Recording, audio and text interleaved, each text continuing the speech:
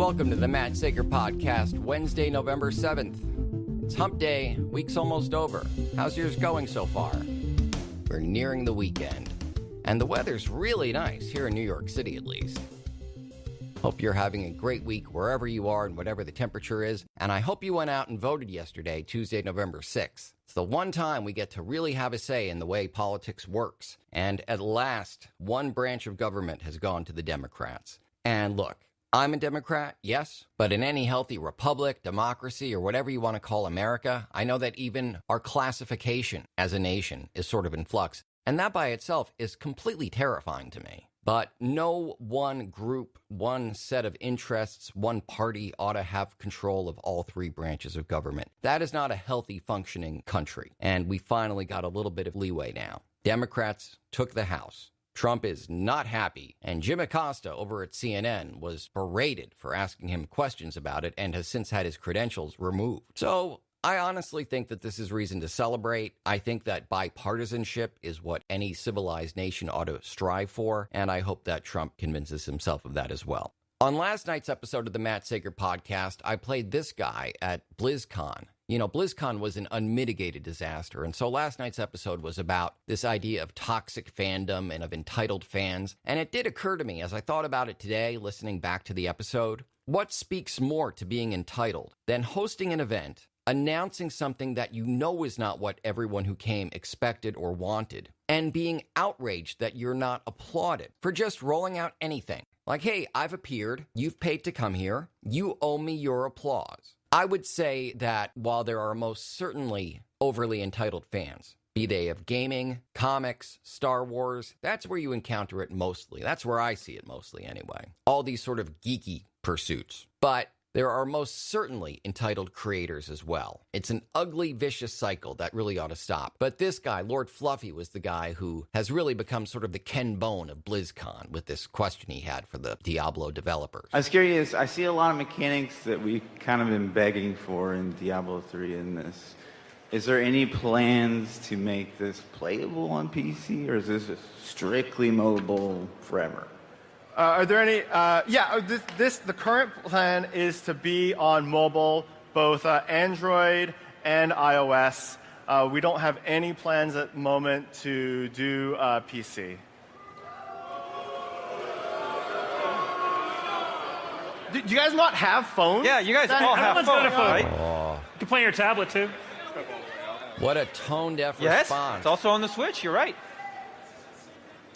What an ugly response. What, you don't have phones? Yeah, no, when you've got an audience full of people who came to spend their weekend gawking at your new offerings, and you roll out something trashy, and they boo you. Anything other than, oh, what, you don't have a phone? That is the only response I would call unacceptable. Like even, hey, F you, it's the best we could do, would be less condescending, less obnoxious than, oh, what, you don't have a phone? Yeah, no, I'm pretty sure they've got phones. They booked tickets to your stupid convention and flew all the way out to Anaheim. They've got phones. They don't want a mobile port of a Diablo game. But anyway, Lord Fluffy, which is my favorite name ever now for a gaming streamer. And should I ever cross over or find that podcasting and voice work doesn't work out for me, and I go into, say, adult entertainment, you better believe I will be known as Lord Fluffy. So if you want to see what I'm doing when this voice thing runs out, wherever it is that you get your porn, go there and look for Lord Fluffy. And once I've been totally ostracized from the voice community, that is where you will find me. Hopefully that won't be anytime soon.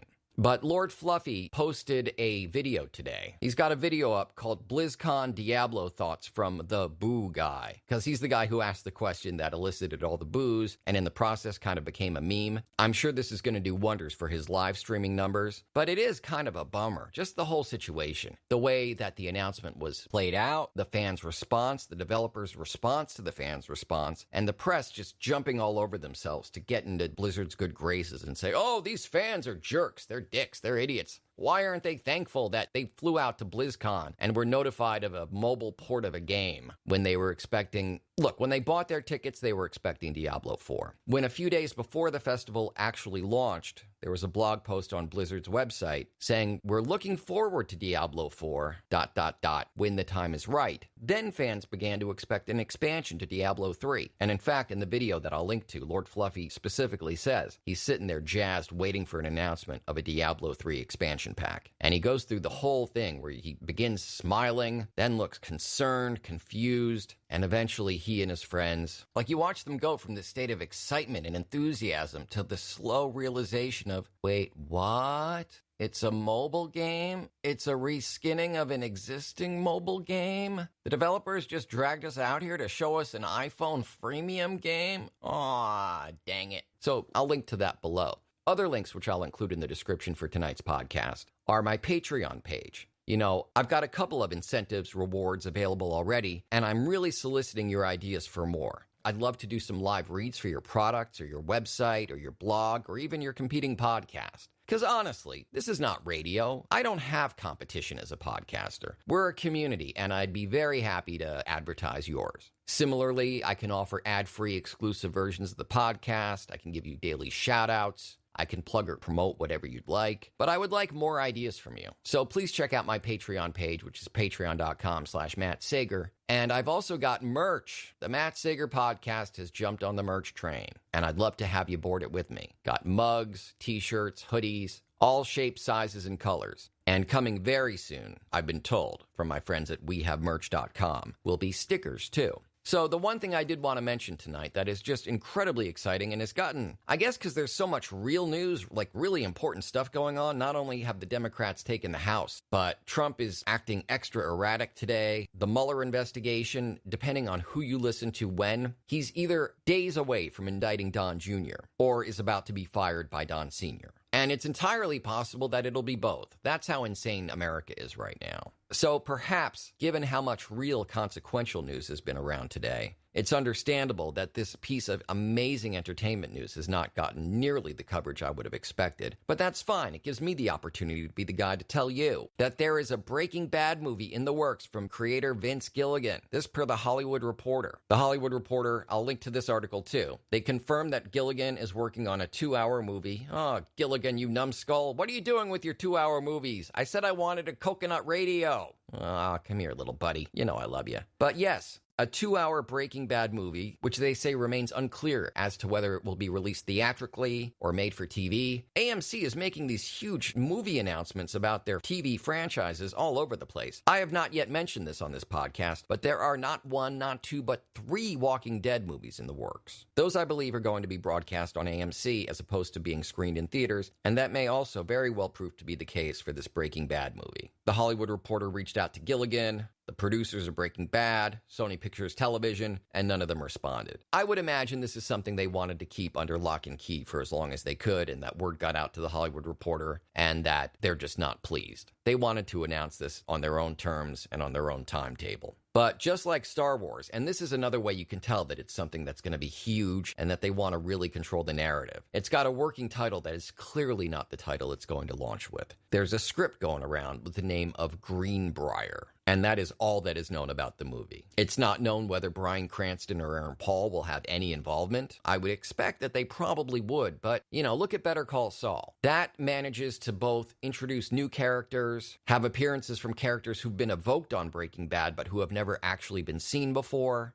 It manages to subvert expectations and surprise you at every turn. And that seems to be Vince Gilligan's stock and trade, and he does it so well. And I would guess that it's going to be something like that with this, that maybe we'll see a young Jesse played by someone else. Maybe like in the Breaking Bad Season 3 finale episode, you'll get to see a younger Walter White, a more optimistic version of him. Maybe it'll be Walter White at Gray Matter. I just love speculating about this. But production is beginning this month in, of course, ABQ, bitch, Albuquerque. The Hollywood Reporter was able to get confirmation of this by checking in with the New Mexico Film Office. I mean, they confirmed that, yes, there is a project called Greenbrier, and Greenbrier has already been confirmed to be the Breaking Bad movie. So that is just awesome. I didn't dare hope for such a thing, an actual Breaking Bad film. I mean, I actually, in reading about the Walking Dead movies, thought, wouldn't it be great if they did that with Breaking Bad? But not for a second did I think it was an actual possibility to entertain. But looks like it's going to happen. Whoever it stars, whatever the timeline, whatever the story, we're going to have ourselves a Breaking Bad movie. That is so cool. Say my name. That's right. Say his name. It's Heisenberg. You're goddamn right. And he's going to be in a film, one that may or may not be in theaters, but that will be 2 hours long and will be a return of the most beloved, most missed television show that I'm aware of. Yes, Mad Men 2, of course, we missed that. But come on. Even more than The Wire. Sorry, no offense if you're a Wire person. I love The Wire. But Breaking Bad really elevated the art form of serialized television storytelling. And imagine what they can do with all the story they built up now, the way that they've expanded the universe over the last 4 seasons of Better Call Saul, the ways in which they'll continue to do so in seasons 5 and beyond of Saul. And now a movie. We live in great times, people. I'm very happy to share them with you. And thank you so much for listening tonight. Check out my merch store. And if you've got suggestions for more merch, as well as suggestions for rewards on my Patreon page, please get in touch with me and make your suggestions, and I will probably take you up on them. I'm very excited to start doing this stuff, branching out and expanding the podcast.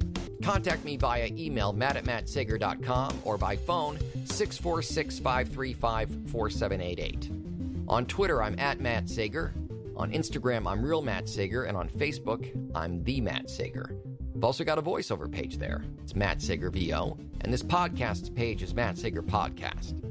And for even more stuff, my voiceover reels, social media links, articles, blog posts, contact info, and much more, you can find it all on my website, mattsagervoiceover.com.